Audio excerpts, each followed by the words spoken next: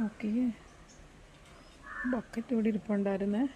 ആ ബക്കറ്റ് മാറ്റിയപ്പോൾ അതിൻ്റെ അടിയിലിരുന്ന് എനിക്ക് പേടിയായിട്ടും വയ്യ. നീർക്കോലിയാണോ അവോ അതോ മൂർഖൻ്റെ കുഞ്ഞാണോ എന്നും അറിയില്ല. പക്ഷെ എന്തായാലും ഞാൻ കൊല്ലത്തില്ല, ആരെയും വിളിച്ച് കൊല്ലിക്കുകയുമില്ല. ഒക്കെ നാഗരാജാവിൻ്റെ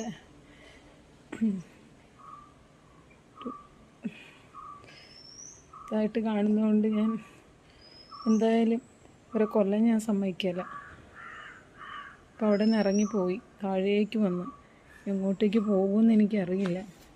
ഞാൻ പൊക്കോളാൻ പറഞ്ഞിട്ടുണ്ട്. ഇതൊക്കെ ഇങ്ങനെ പൊക്കോളാൻ പറഞ്ഞ് പോകുമെന്നൊക്കെയാണ് പറയുന്നത്. ഇപ്പോൾ ഈ കല്ലിൻ്റെ ഇടയ്ക്ക് ഇരിപ്പുണ്ട്,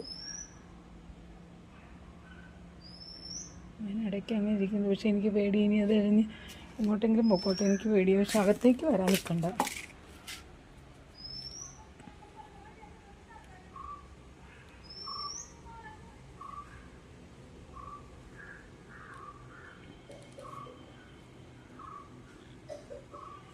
ഇതായിരിക്കുന്ന കല്ലിൻ്റെ ഇടയിലേക്ക് പോയി.